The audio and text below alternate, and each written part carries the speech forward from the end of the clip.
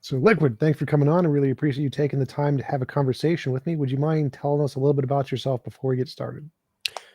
Sure. So I'm LiquidZulu. I'm an anarcho-capitalist, which we're going to be discussing today. So you'll learn all about that. I have a YouTube channel called LiquidZulu, and yeah, I do videos there. Awesome. So tell me a little bit about anarcho-capitalism. Sure. So basically, anarcho-capitalism is, I describe it as anarchism plus Austrian economics. So the anarchism is basically adherence to natural law, and specifically Rothbardian natural law. And the Austrian economics is referring to the Austrian school, which is people like Mises, Menger, Murray Rothbard, Friedrich Hayek, people like that. What is the Rothbardian system of natural law? Sure. So that's basically, it's all to its core. It's saying that which is initiatory of conflict, i.e. that which is aggressive, is something which is criminal. So it's advocating against those things which are initiations of conflict. So that's what the NAP is essentially. And conflict here is defined as contradictory action. So it would be something like Crusoe and Friday are on an island. Crusoe sees a stick and he takes the stick off the tree, sharpens it up, and he wants to go and use this stick for spearfishing. Then Friday comes along and he tries to use that stick for stoking his fire instead. Because these things can't happen at the same time, you know, if Crusoe ends up spearfishing, you can't also have Friday use it to stoke his fire. So these actions are contradictory. So we have a conflict here. And the Rothbardian says, well, it's the person who initiated this conflict who is in the wrong, i.e. Friday, the latecomer, because so we say that Crusoe has the property right to use that stick for spearfishing. Why would you prioritize this version of anarcho-capitalism over anarcho-communism over capitalism or what we have today? So I would say what we have today, there are many violations of people's rights going on. So you know, there's taxation. Taxation is theft. So that's a big no-go for me. I'd like to have that gone away with. There is all manner of massive infringements of people's rights by the government, mainly. Sure, but if, for example, you have some restriction of rights that prevents a greater restriction of rights, wouldn't that be justified? So, for example, putting a murderer in prison to stop him from killing more people, it's justified to put him in prison, right? Well, I would say it would never be justified to violate someone's rights, but there are, you know, you can engage in punishment of criminals. So if I go and stab someone, then, for instance, you'd be allowed to stab me back because I have essentially, it's through this theory called estoppel. So punishment theory is made up of two parts. There is retribution and restitution. So the restitution would be something like, I take $5 from you. You still own those $5, so I'd have to restitute you. So I'd have to give that money back to you. You know, restore your property to its initial state before I arrest on you. And then the retribution would be you'd be allowed to take another $5 from me. And that's how we define what the correct punishment for any given crime is. Now, the criminal and the victim, they might negotiate some different sort of crime. So, you know, the criminal might not have $10 to give you. So then they'd be like, well, instead, I'll work on your farm for a day. And then if they both agree on that, then that can be the punishment. Well, the question is more like, isn't it justified to infringe on some people's rights if it will protect a larger majority of other people's rights? No, because I don't think I think it would be contradictory to say it would ever be just to infringe on rights. No matter, you know, you can imagine if I rob one person, I might prevent 3 robberies down the line. It's still not just to rob that person. That's still an infringement of rights, and any infringement of rights is unjust. Right. So I agree on morality that it's still immoral to put someone in prison or whatever against their will, but it's justified in that it's an immoral action that you're doing to prevent a greater immoral action. So say we're on a ship, we have enough food to feed 10 people, but there's 20 people, we have to choose which 10 are going to die. no one wants to limit their amount of food. So we're going to have to take food from some to keep the group alive as a whole.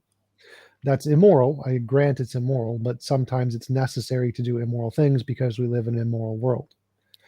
So in your model, how can you decide which immoral things we need to do in order to sustain the society?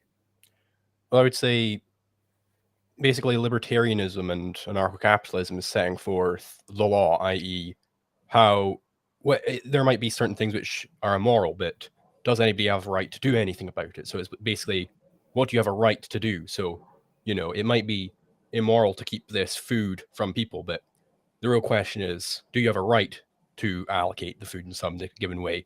Who owns the food? And if somebody owns the food, then they have a right to decide who gets it. And, we might dislike how they allocate the food, but at the end of the day, that is their right. So it's a more general question. Suppose everyone owns 1 unit of food, but it requires 1.5 to feed a person. So no one has enough food to survive.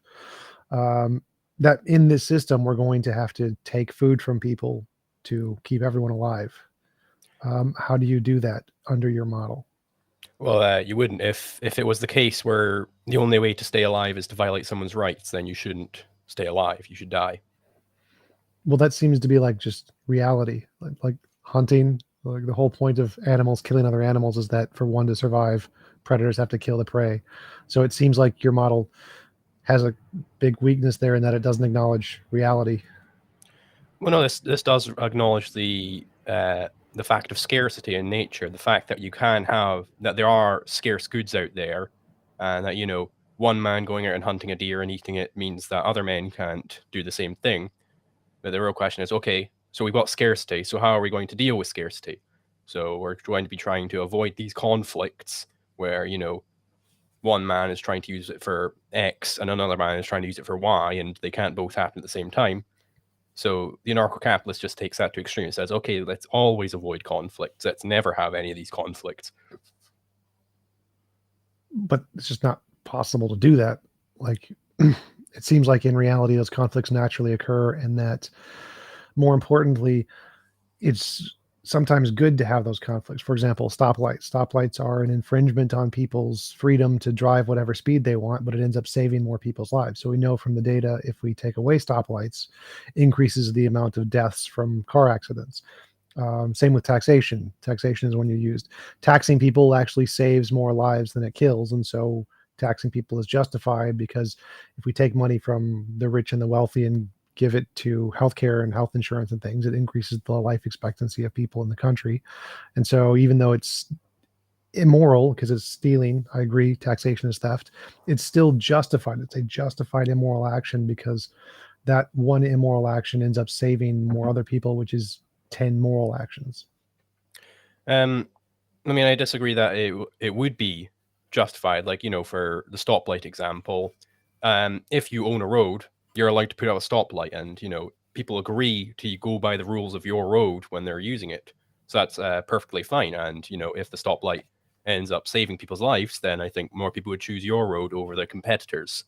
But then we get into taxation. Taxation is essentially a necessarily decivilizing activity, because you're expropriating. Taxation is necessarily going to be expropriation of either producers, homesteaders, or traders. So producers, those are people who use some previous property and made it into something new. Homesteaders are people who see something in nature and take it out of nature and make it useful for humans. And traders are people who trade. So that's the only ways you can acquire property. So taxation is necessarily going to be taking property from those activities, which is necessarily going to be a disincentive on producing, homesteading, and trading. But producing, homesteading, and trading are also those activities which will tend to lower people's time preference over time. And so you're going to essentially enact a tendency for time preference to raise over time. Do you know what time preference means, by the way? I don't know if I... I'm familiar with it, but I'm not sure how that relates to my question. So my question is, like, if we have two societies, one that forces taxation, but then uses that taxation to provide a healthcare system, then that society's quality of life and life expectancy will be higher than a society that doesn't have that. So less taxation, but no government healthcare system, their life expectancy will be lower. And so if I'm running a government, even though I know taxation is theft, I see a society where taxation occurs and is then used to some public benefit as an objectively better society with objectively better measurable outcomes. Shouldn't I pick the one that has the better outcomes, even though it might be have an immoral action of taking people's money?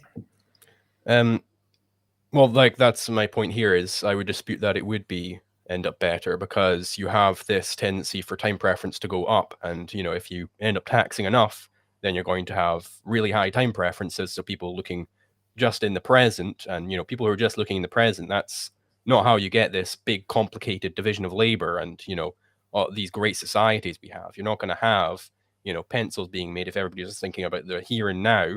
They're just going to be like, okay, right now I want food. I'm just going to go out and get food. And, you know, my neighbor's got a sandwich there. I'm going to stab him because I don't care about the consequences that might come about tomorrow because of that. This is why Hopper describes this as a decivilizing tendency. And, you know, let's say there is some way which you could somehow divine that this tax will improve the quality of life. Well, I mean, the quality of life for who, right? Because this is basically, I suspect it would go into some sort of interpersonal comparison of utility because it's not going to be better for those people who you're taxing because they would have preferred to have the tax money themselves.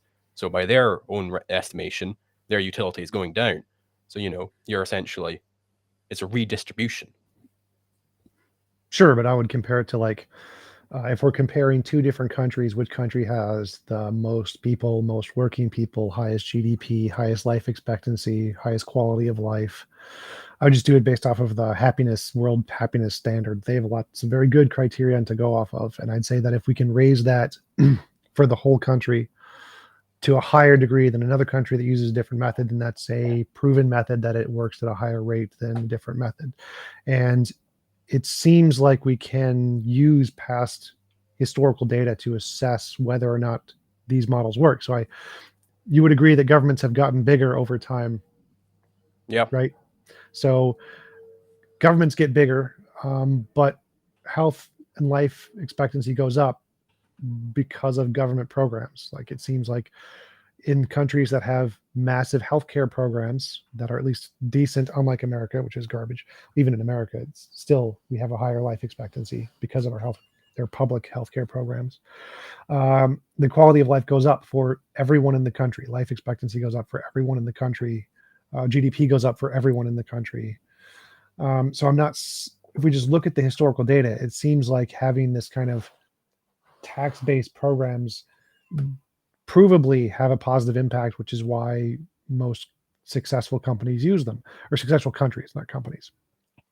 And if your model was better in some way, it would seem like, simply from an evolutionary standpoint, that model would be more prevalent in countries around the world. And so the fact that countries don't have that seems to be good evidence that it's probably not as good of a model.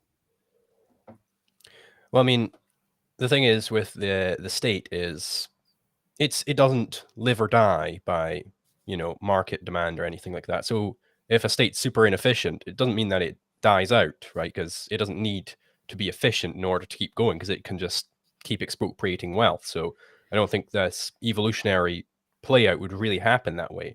And, you know, your point there earlier was that, well, life expectancy is going up whilst all these governments are growing.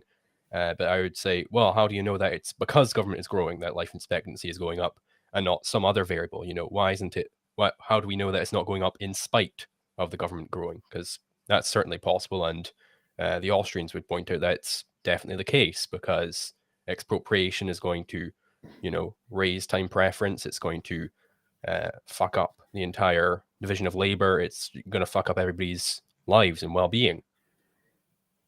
I'm not following your argument there. So it seems to me the case that life expectancy is going up because government programs invest in public health care, and that's what increases the life expectancy, and scientific technology and scientific discovery and investments into scientific research that wouldn't happen otherwise. And then we can compare it to countries that have smaller governments or don't have as big government programs, especially in healthcare, and realize, oh, look, it doesn't work as well. They have smaller government and less government programs and lower life expectancy. That seems like a pretty good way to assess if we just take all the data from all the different countries, see which ones have the biggest government and the smallest government, and which ones have the best health, safety, happiness of pretty much every standard. It seems like the countries that have lots of litigation seem to be doing the best. Like, for example, India's roads are not very well maintained with legal structures, not like a lot of laws. You can just do whatever you want, essentially. And they have a lot more car accidents than we do. And so we can say, oh, look, this system where you don't have a lot of regulation on the roads objectively has worse outcomes. They get into more crashes. And so having more laws has the benefit of less people crashing to death. And it's not like people in India are like, oh, the roads in America are better, let's just use the roads in America, because they don't really have that option. It's not really something that they can just choose to do. You can't just like buy your own road and start to implement laws, because you're going to need a police force or something to like support those laws. It's not really something individuals can do. So if we just look at any individual program, healthcare, taxation, roads, whatever, and compare the outcome of countries that have large governments that enforce stringent laws that might be immoral, and see what are the effects of these laws. And we can test it in how those laws, what effect they had over time in that country as they were implemented, more or less. And so we can know for a fact that these laws are the causal result, or the better life expectancy is the causal result of these laws, because we can look in the exact same country and see what it was like prior to those laws, or with less stringent laws or whatever, and compare that to other countries. Same thing. We can go like, what was the healthcare like in Britain before the NHS, after the NHS? Oh, it was significantly better after the NHS. Same with America's healthcare system, the Medicaid and Medicare. Same with all the different healthcare systems in every single Western country. We can say, was healthcare better before or after these things? And we can say, yes, they were better after, always, in every case, pretty much 100%. And that, so having government programs forcibly pay for these things through taxation seems to be demonstrably a successful metric for improving the quality of lives of the people in the country. Right, but it'd be like if, tomorrow some meteor landed and wiped out half the US, and then, after this meteor had landed, everybody just for some reason decides that they want to start having way more babies, right? Everybody around the world starts having way more babies. Then you look like, a century down the line, you go, whoa, there are way more humans after the meteor than there were before the meteor, right? So it must be that meteors are good for human life. That's the same sort of reasoning which is going on here. It's like, well, before this government policy was implemented, this was the life expectancy, and after, well, this is the life expectancy. So therefore, it must have been the government policy being implemented, which increased the life expectancy. This is the same faulty reasoning which goes into all manner of empiricism in economics, which is why I think empiricism is flawed in economics. Economics is an a priori science. Well, you can make that argument about the problem of induction just for literally any kind of association for literally anything. You could say that all causation is just fake, like Hume did, because we can't prove causation. But that's seems to be a pretty extreme argument to deny the effects of healthcare. So, like, we can say, oh, the government invested in research in heart disease and how to cure heart disease, and then we saw less heart disease. It seems like a direct causation thing. Like, maybe it's correlation. Maybe it was magical leprechauns that we can't see that were curing heart disease, and our research into heart disease did literally nothing. But that seems like a less plausible explanation than research into heart disease found solutions to cure and improve heart disease, which then led to less heart disease. That seems like a much more plausible explanation in that case. And the same thing seems to apply to life expectancy, because life expectancy isn't just that number on its own. It's all of the different variables that are associated with life expectancy. Cancer curing rate. Government spends its money to find ways to cure cancer. Rate of cancer curing goes up. Cancer is now no longer as fatal. Again, you could just make the argument, maybe that's just causation. Maybe it's just correlation. It's correlation, some random correlation that the government invested in cancer research, and now the rate of cancer death in many different cases is down by like 80%. But it seems like the more scientific, more plausible explanation is cancer research helps us to cure cancer. It seems like a very good investment. And so I don't think simply making the correlation versus causation argument here is a plausible objection to the fact that research into certain diseases does seem to cure those diseases. Sure. So let's imagine that the government starts taking a whole bunch of funds and investing it in heart disease research. And then, we're getting better at curing heart disease and stuff like that. The question is, what would those funds have been spent on other than heart disease, Because there are all sorts of problems, all sorts of ends which people want to attain, I might want my heart to work better, so I want to, invest in some heart research or whatever. But the government is essentially, there are scarce means. So it's reallocating those scarce means away from other areas towards heart disease. So it might be that, my community is starving and we would want to use this money to invest in the farm. But then the government comes along and says, no, we're taking your money and we're going to invest in heart disease instead. And then, we're going to starve to death. Or, they might take it away from cancer research and put it towards heart disease instead. That's the point with taxation. It's not creating new wealth. These funds that the government's investing, they don't come out of nowhere. It's reallocating scarce means away from different things toward essentially reallocating away from what people actually want to invest in towards things that they necessarily didn't want to invest in, like, fighter jets and aircraft carriers and stuff like that. They necessarily, I don't want to have a fighter jet, so, why is my money being taken to build fighter jets? That I'd much rather spend it on food and water and stuff like that. Sure, but I don't see a problem there. So, like in any investment, specifically scientific investments, most people don't want to spend their money on researching how electricity works and electrons. It's not really something most people care about. But progress in that field gave us computers and cell phones and all the technology we have today, which was funded by the government. The government funded this. I forget the famous guy who invented electricity, brought it to the Queen, and the Queen said, "That's really cool. What could you use it for?" He's like, "I have no idea, but in the future you can tax it." And therefore she funded it. So it seems like the government funding these large programs can lead to massive scientific development that wouldn't happen otherwise, because private sectors don't invest in things that have a high failure rate. So like if you come up with a business plan that has a 99% chance of failure and you bring it to an angel investor and say, "Please give me money for my 99% chance of failure business," they're going to just laugh in your face. But in research and development, you need that. You need people to invest in those risky ventures in order to find the magical scientific discovery that no one's found yet. And that seems to happen more in government cases where they have billions of dollars to throw at the Large Hadron Collider. And it doesn't seem like the Large Hadron Collider would have been built under any circumstances in the private market, which is why we never saw one in the private market. Sure. So this is like basically that's the job of the entrepreneur, to find these new technologies that might be developed, and they might want to invest in them if they expect that a lot of people will want this new technology. And the real key thing why entrepreneurs would do this better than a government is, if an entrepreneur keeps making bad investments, keeps bringing out new technology which people don't actually care about and don't want to use, then he's going to start losing his money. So these bad entrepreneurs will get weeded out, and you'll be left with only really good entrepreneurs. And these really good entrepreneurs will be able to very easily see, well, I think this new crazy technology like the metaverse or, fucking brain implants or whatever, I think people are really going to want this, so I'm going to start investing money in this. If the government does that and they're like, well, I think people will really want some crazy new toilet paper technology, and the government spends like trillions on this new toilet paper technology, people are like, I don't actually want this new toilet paper. I prefer my old toilet paper better.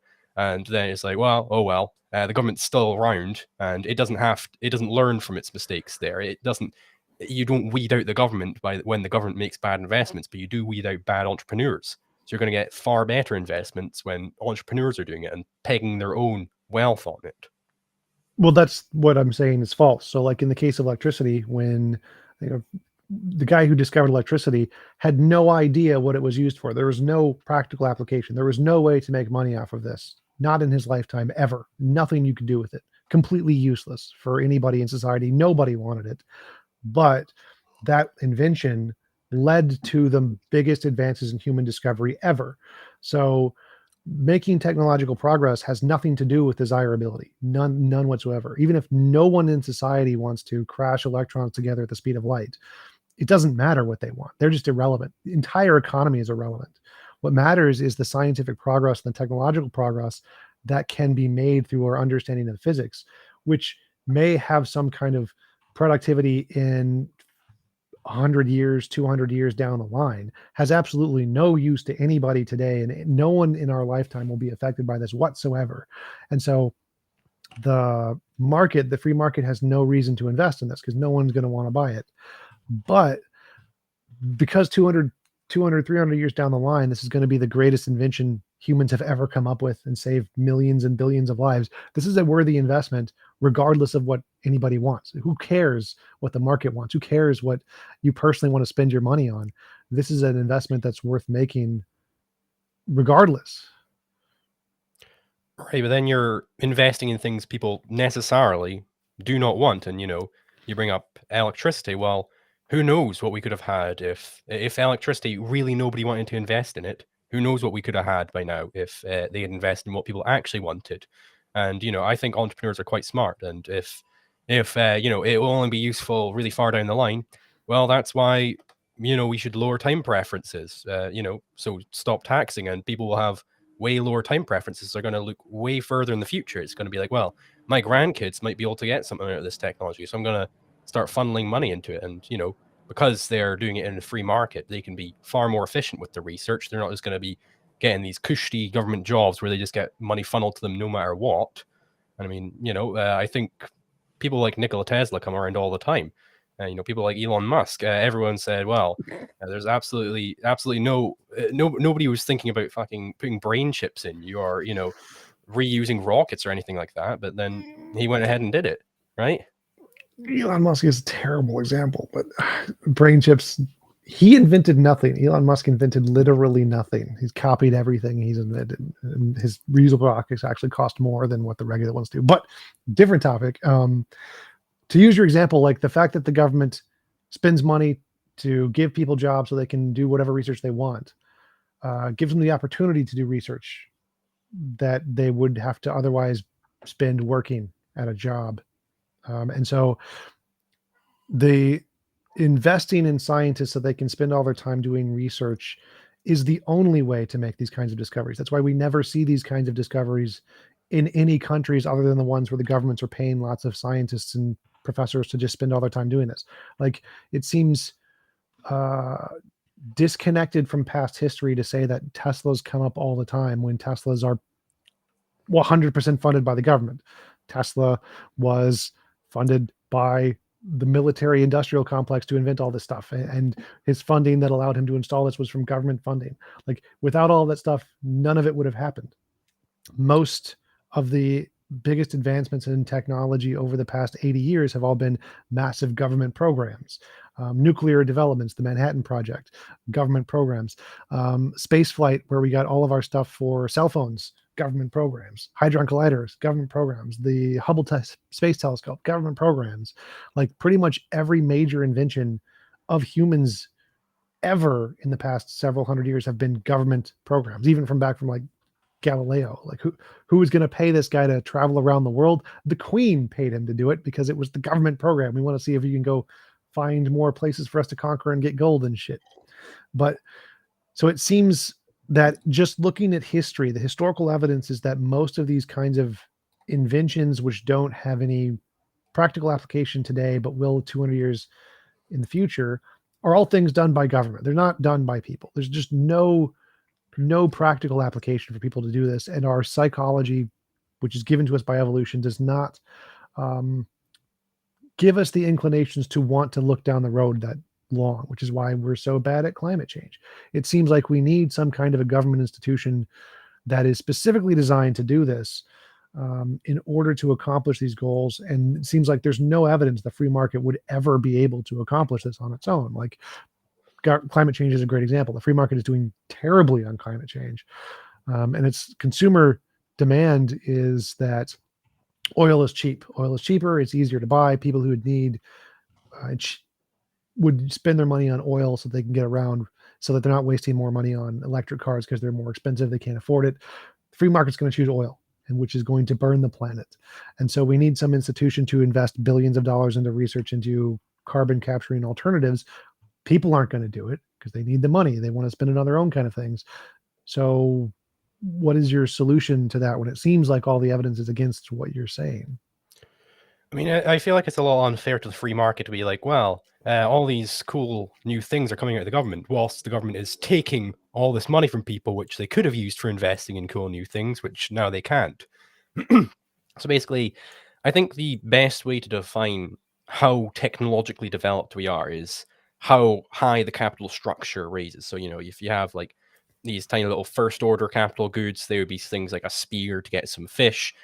Some higher order capital goods might be some machine, which makes a machine, which makes a machine, which prints out ham sandwiches, right? The higher order you go, the more technologically developed you are.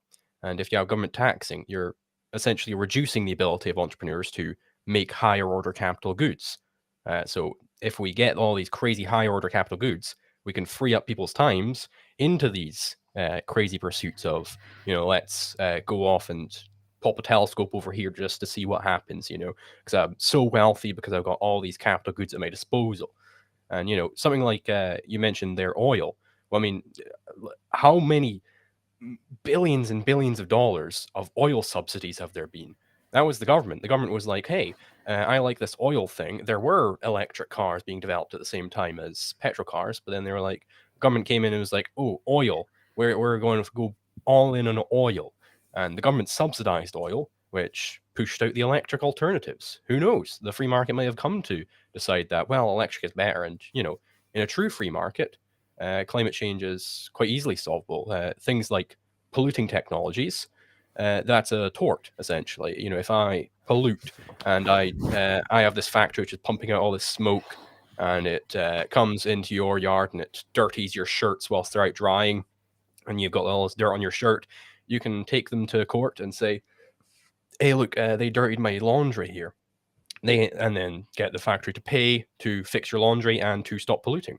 And there are all sorts of anti-polluting technologies that were being developed, and like these little filters that they put in factory chimneys and stuff like that.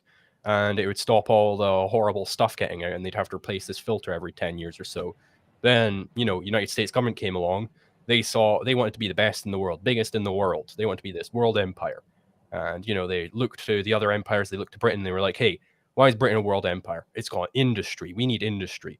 So then they invented the EPA, and then the EPA was like, well, no, we want industry. So this factory has a pollution license. We're allowed to pollute this much. So you're not allowed to get them to stop polluting because we want to help industry. And that's why we see all this horrible stuff. It's because of government. Well, two things there that seems to be contradictory statements. One is that government funding doesn't work, yet government funding worked in the case of oil. So I think either you have to admit that government funding does work. It does promote an industry to a significant degree more so than would happen under the free market, such as in the case of oil. Or you can't say that the government funding and subsidies actually did anything. So no, I agree that government subsidies work. That's why we have things like the Large Hadron Collider. And yes, they did fund oil subsidies and sugar subsidies and things like that too.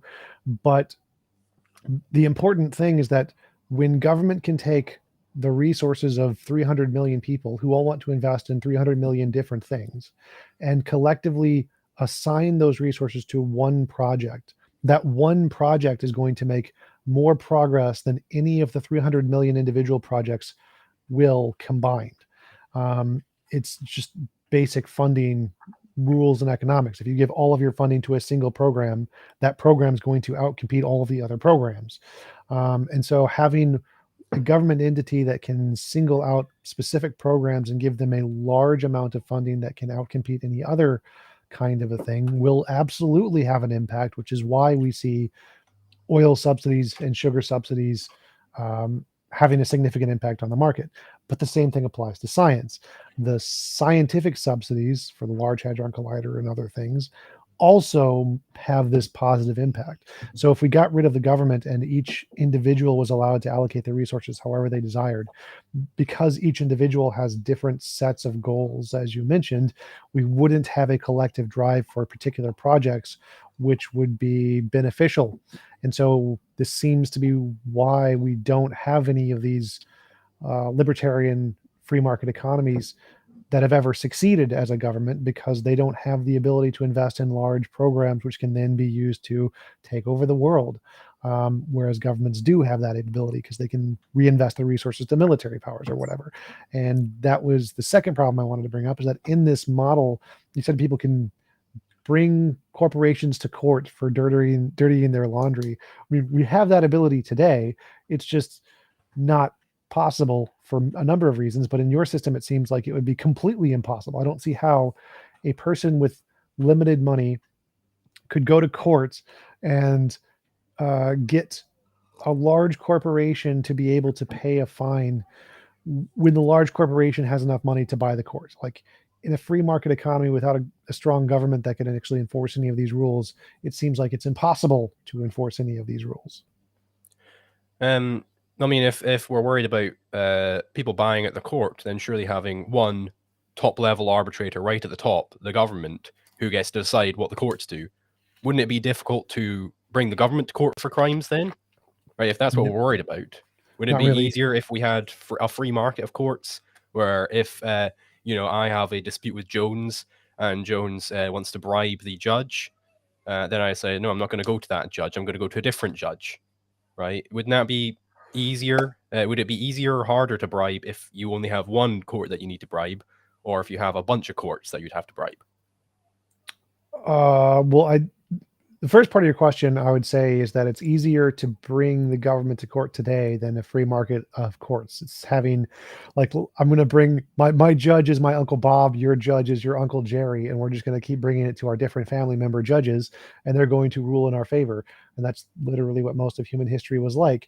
And so having an independent set of courts never ever works out for anybody. We need some kind of independent situation where there's like a government who can rule over these things. And we have government policy. Suing the government is easier than suing another person in a lot of ways. So we have that ability in our system to sue the government. It happens all the time. So it seems like, given your system, it would be the second thing you asked was, would it be easier to bribe one government court or many smaller courts? Many smaller courts are actually easier to bribe because they're smaller. They require less funding to be bribable. So bribing a court in America is very difficult. It takes a lot of resources to do. But if I wanted to go to Nairobi or something and bribe a bunch of family courts to rule on me on whatever, that's going to be significantly easier. So the number of courts isn't what matters. What matters is the accountability and the scope of resources the courts have. So if the courts are extremely wealthy, then to bribe them, it's going to take a lot more resources to convince them to go on your side. Whereas if they're very poor, then it's going to take very little resources to convince them to go on your side.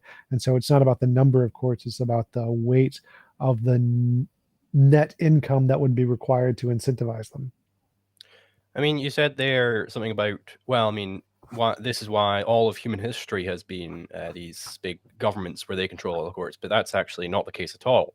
I'm working on a video right now, in fact, I'm just editing it, about Iceland's legal system, medieval Iceland. They called it the Free State period or the Commonwealth period, stuff like that, where essentially the court system was, we would have these chieftains called Gothi or Gothar plural, and if I had some dispute with you and we were under the same Gothi, then we'd go to him and he would set up a court called a thing, and then we'd arbitrate through the thing. Or if we had two different chieftains, then the two different chieftains would come to a neutral party, and these two chieftains would back us up and make their cases for us, and help us make our cases rather. And it was a free market of courts back then, right? So this has been tried, and it lasted for longer than the United States. And even when it collapsed into what they perceived to be completely intolerable violence, the Civil War period, well, the rate of deaths was actually around about the same as the rate of murder in the US right now. And they perceived this to be completely intolerable violence that was so bad they needed to bring in the Norwegian king to take over. right? And so it must have been the case that before the Civil War period, and the Civil War period only came about because of the non-natural law elements in their legal system, rather than the natural law elements.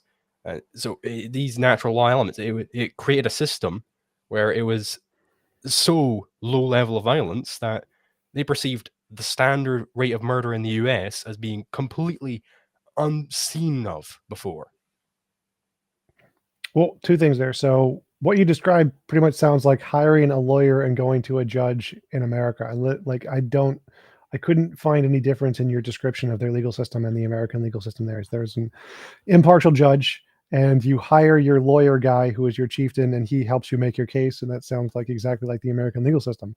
I don't know how that's any how that would be difference different. is that the judge isn't a big government guy. He isn't employed by. There was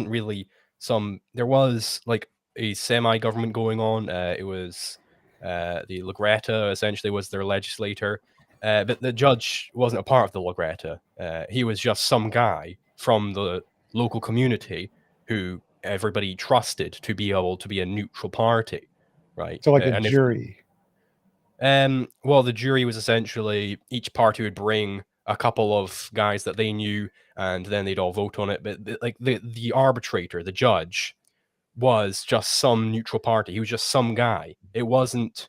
They didn't go to like this big government and say, "Hey, government bureaucracy, we've got this case and we're bringing it before you."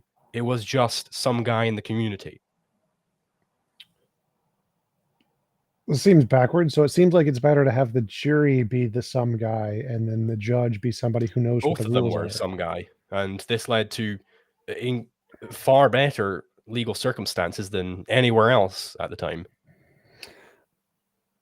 In the 1200s, right? Something like that. So from about the late 9th century to about the I think 12th century, 13th century, something like that. And do you think those are better than the ones we have today? Yes, massively. How? Because it was far closer aligned to natural law than what we have today, where we have a monopolistic arbitrator who decides what goes and what doesn't go. So if I bring my government, the UK government, to court, say, "Hey, these guys keep robbing me," they're going to be like, "Get wrecked, leave." Right? They're not going to care. They're not going to care that the government's robbing me because they are the government. I have to go to the criminal to arbitrate with. Right? That makes no sense. It would be better if there was a neutral party, so I could bring the criminal organization to this neutral party. Well, you can. There's the UN. I forget what they're called, but there's like the international courts. They do that, but right, that's made up of other governments. It's made up of a bunch of these people who are also engaged in the exact same type of criminal activity. Right, but my question was more about how do we assess if the two court systems have better outcomes? Not like it seems like you're just saying because it fits more with your already believed principle. That's how you assess whether or not it has a better nature to it. But my question is, as an independent party, let's say someone who's trying to figure out, should I adopt the anarcho-capitalist system or should I go with the government-based system, and I want to assess which court system is better in this case, I need to look at the outcomes. Which one has the more fair outcomes, or which one has the better society for health standards or whatever. And so, what criteria would you use other than the fact that it's just fits your principle to assess that one is better than the other? Well, the way you would find out which one has the more fair outcomes is you would look to natural law, because natural law is simply the correct ethic as it pertains to how to resolve these disputes. You don't have to go out and test this. It's not empirical. It just is the case that the natural law ethic is the correct one.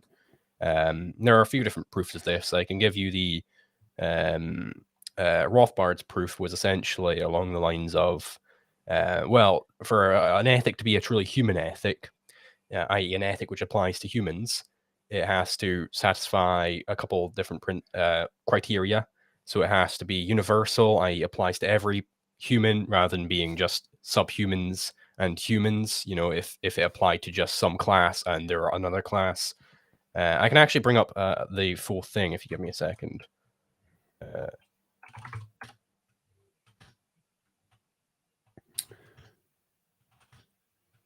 Sorry about this. I didn't have like my full notes for our thing here. Yeah. So, yeah, a human ethic has to satisfy two properties. It has to be universal, so it applies to all of mankind, and it has to actually assure the survival of mankind, because there's absolutely no point in concerning yourself with ethics if every human is dead, right? So you can't have an ethic, every human must die. That's not an ethic for mankind. And so from this, we get to self-ownership. So if it's not the case that person A was the owner of his body and all goods appropriated by him, two possibilities remain. One, another person B is the owner of A and all goods appropriated by A, or two, all things are universally co-owned, what he describes as the communist ethic. So A and B are equal co-owners of each other and all goods acquired by either party. The first fails on the grounds of not being a universal ethic, because it describes a society of humans and subhumans, and two fails on two separate grounds. First, it would lead to the extinction of humanity, as in order to act, everyone would have to ask everybody else's permission to act, which is itself an action, so nobody could do anything. And co-ownership itself is impossible, to my eye. So my objection would be is, why would I care about either of those things? Like, it seems like I don't really care about laws being universal, and I don't really care about prioritizing the survival of humanity. I think that's a pretty low bar. I would say that I would prioritize the flourishing of humanity. I would say that if we're trying to assess which model is better, we would say which one leads to the better society as a whole, not just it keeps human lives. And the universality, I really don't care about. I don't think that's matters. Right, but if you reject this, then you're essentially rejecting truth. I'd imagine we both cared about truth, right? And that is the basis for, if you have a human ethic, it must at the very least assure the survival of mankind, which no other ethic apart from the NEP can do. They all do that. All of the ethics ensure the survival of mankind, as far as I'm aware, so far. Not consistent ones. They'll be self-contradictory, because they won't apply to everybody. You know, you need to have self-ownership if you're going to have the survival of mankind. The Nazis' strategy caused mankind to survive, even though they killed a lot of people. So even the worst ones don't kill literally everyone. And so continuing mankind is a pretty low bar. But my argument here is more that, who cares about the universality? I don't care about this objective moral framework as much as I do the pragmatic implications of a particular model. So if one model... You still there? What just happened? Oh, yeah, sorry, I froze there. Yes, so if we have one model that is a perfectly moral model, let's say Jainism. Jainism is the closest, I think, to a perfectly moral system. But we have a immoral system like American politics, horribly immoral system. But the system with American politics leads to a better country with better lifestyles. Then who cares about the morality? It's irrelevant. Pragmatically, we should just forget it. Like, we don't need this objective moral system. What we need is something that will pragmatically lead to better lives for the people in the society, regardless of whether or not it's moral. And so it seems like you're conflating the objective moral standing of a particular model and its pragmatic application, which are two completely separate things. Well, it's a contradiction to say we should do something and propose that that thing is immoral. So we have to concern ourselves with ethics here, and we have to concern ourselves with whether or not something is moral, because that's, if something's moral, if you're proposing that X is moral, you're proposing that X should be done, or we should do X, something like that. No, right? So it's a contradiction to say that we should act immorally. No, it's not. So, like, for example, I can say you should kill one person to save five. That would be immoral for you to kill the one. It's moral to save the five. So there's two separate actions there, one immoral and five moral. And so in that case, I'm saying you should do one action. No. Right. So you're saying that I should do something immoral, which is a contradiction. No, it's not. Should can be a pragmatic implication. You are pragmatically inclined to do this, even though it could be an objectively immoral act. So should is a pragmatic implication. It's not a moral implication. You can be used either way. Do you think I ought to be immoral? No, I think if your I goal is to ought be not moral, be then you immoral. ought to be moral. So yeah, I ought not be immoral, right? And No, that would if you're have to be the case. no, so I think there are no categorical imperatives. So if your goal is to be moral, then you ought be moral. If your goal is to be immoral, then you ought be immoral. Is that not just like the ethics of sophism? Just like do whatever you want whenever you want. Just No, go by your no, whims. no. Morality would still be objective there. If you kill somebody, you're going to be immoral. It's an objective fact of the matter. You're immoral.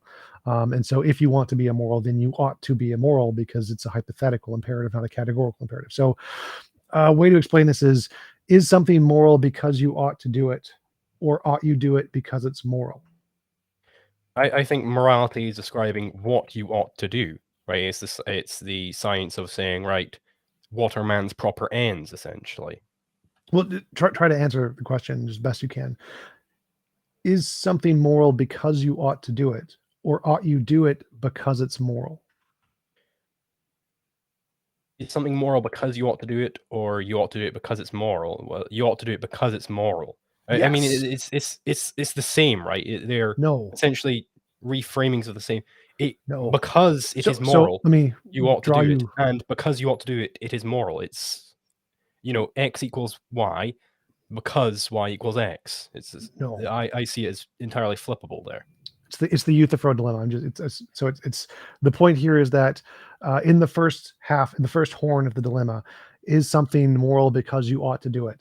If you have a category of moral, and inside that category is some set of properties, one of those properties is oughtness. It's going to be inside whatever morality is. It's one of the properties.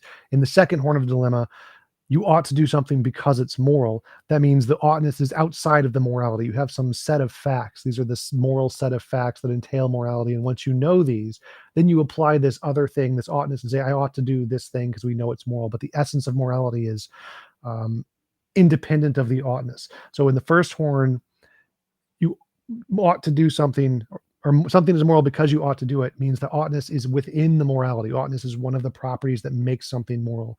In the second horn of the dilemma, um, oughtness is outside of morality. So you have a set of properties that make something moral. And once you know those things, then we apply oughtness and say, well, once I know them, we apply this other thing that's completely separate from morality to it.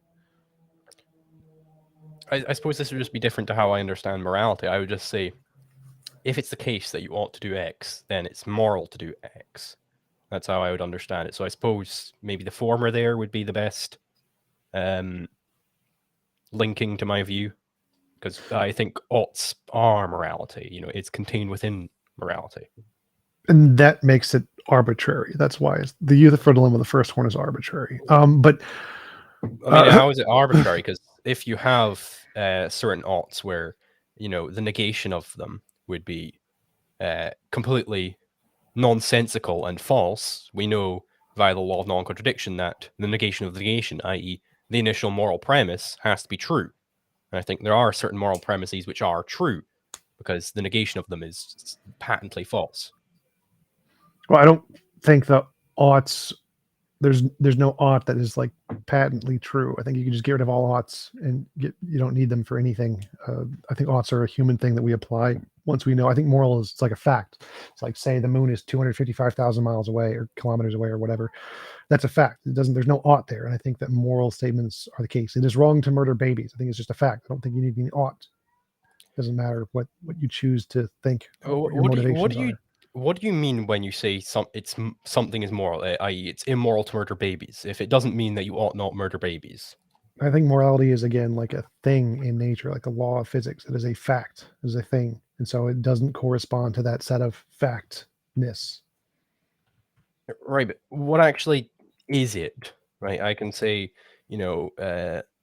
glabaglu is a law of nature. It's just in nature, right? But what does it actually mean? What does it mean to say that it's immoral to murder babies? I'm saying that there's literally a law of physics that entails some set of facts that are the moral facts, and what you're doing is not in accordance with that law. So how do you derive that? I look at moral intuition and moral progress, and I try to find a pattern, describe the pattern with a principle, use the principle to make predictions about what we'll see in the future, and then infer that my hypothesis is correct if those patterns are what we see. Well, if it's moral intuition, then how is this in any way a law of nature, or logic, or something like that? Moral intuition is just a data point that we're trying to use to infer the law. It's not the law. The intuition isn't the law. It's like a piece of information, a piece of data we're using to try and infer what the law is. Well, then we can maybe just replace morality with oughts here, because I think there are certain ought propositions that are simply false. Something like I ought never argue. I think that is false because it would be negated by its very proposing. If I were to propose I ought never argue, I would show that I don't believe it's the case that I ought never argue. So I've contradicted myself. So, we know because of the law of non-contradiction, the negation of I ought never argue, i.e., I ought sometimes argue, has to be true. So I ought sometimes argue has to be true, has to be an objectively true ethic. No, it doesn't. Like, what? Like, I would say if you don't like arguing, you ought never argue. That's a very clear, true statement. But the statement you ought argue is obviously not inherently true. No, you ought sometimes argue, at least sometimes, i.e., as it pertains to argumentation ethics, when you're engaged in a conflict, you ought to argue your way out of this conflict rather than engage in violence. Well, that's a different statement. So saying you ought sometimes argue is not inherently true. There's nothing inherently true about that. It is inherently true because the negation of it, you ought never argue, is contradicted by proposing it. If I tried No, to it's not. propose, I ought never argue, would you take me seriously if I said, you ought never argue. It's wrong to ever argue, right? You'd see that it would be absurd because I'm currently arguing. I'm No, currently it's trying just to it's just a argue statement that of you ought fact. Like, never argue. presenting a statement of fact wouldn't inherently be an argument. No, it wouldn't be a self-contradiction. So a statement of fact that you ought never argue or something isn't itself an argument. How is that not an argument? It's a statement of fact. It's not an argument. You're proposing in argument that you ought never argue. No, there's a difference between a statement of a fact and an argument. So an argument is like premise one, premise two, conclusion. Here is some reason, some conclusion that we see. That will be an argument. Saying a statement of fact, the moon is 255,000 miles away, is not an argument. It's not. It's a premise at best. Well, So you can say the premise you ought never argue is a it's premise. certainly a proposition. Saying that the moon is X miles away, that's a proposition, an argumentative proposition, right? It could be potentially disputed, right? If I were to right now say the moon is 5 meters away from me right now, right, that's a proposition, and you could argue against it. Yeah, but similarly, just saying you ought never argue is also a proposition. It would only be an argument if you presented it as a counter to some other proposition. If you're just making it as a statement of fact, it's not an argument. Like, argumentation is propositions flying left and right. There's going to be some first proposition, and that is, an invocation to argumentation, right? No, if I just met you in the street and pointed at you and said, you ought never argue, if I'm actually caring about the truth of this proposition, then I'm doing that because I potentially want you to argue back. If I didn't care about you arguing back, then I'm not actually engaged in truth seeking here. No, that's like false on 3 different levels. So you could simply just be having an epilepsy and have your brain happen to say or you want to say those things just because you like to say those things. It has nothing to do with arguments. But then it's not an argument. Right, it's just a statement of fact. It's not an argument. Right, but if I'm actually trying to state this as a serious proposition, then I am. It's still not an argument.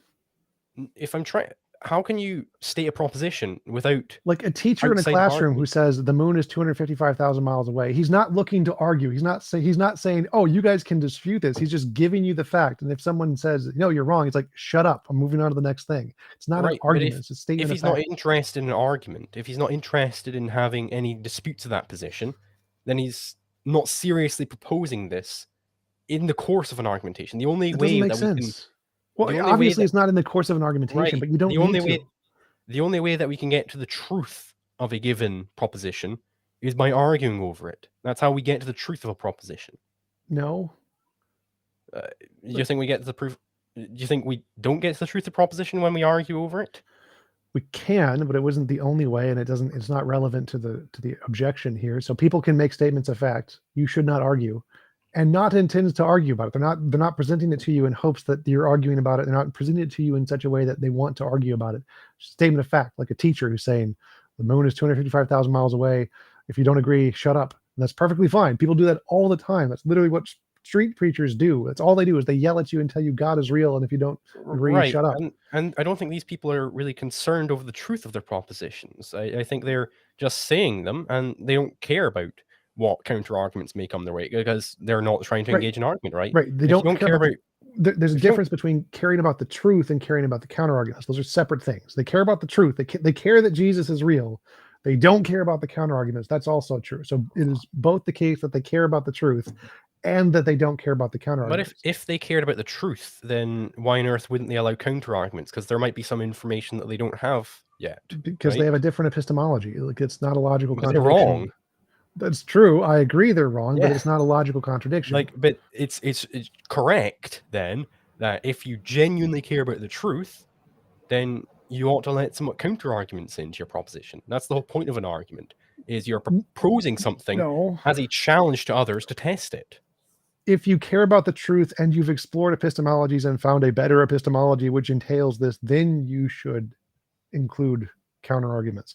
But if you care about truth but you don't care about arguing, then your epistemology doesn't entail that. There's no logical contradiction there. It's not a logical contradiction to say you But should never argue. if there isn't like different epistemologies for different people. There is just there is. correct epistemology.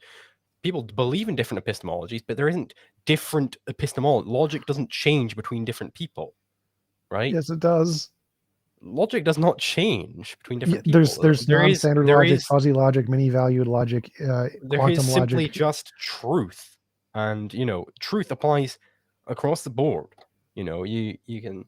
Sure. People might believe in wrong things, but that doesn't make them right. Sure. Epistemologies right? So aren't wrong. There aren't right, different epistemologies. There is just epistemology. There aren't different epistemologies for different people.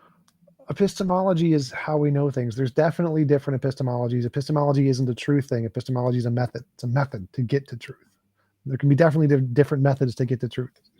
There's obviously many different epistemologies. I mean, it's naturalist epistemology, supernatural it's the philosophy of knowledge, right? It's the philosophy of how does one acquire knowledge, and there's going to be a true way of how one acquires knowledge and false ways.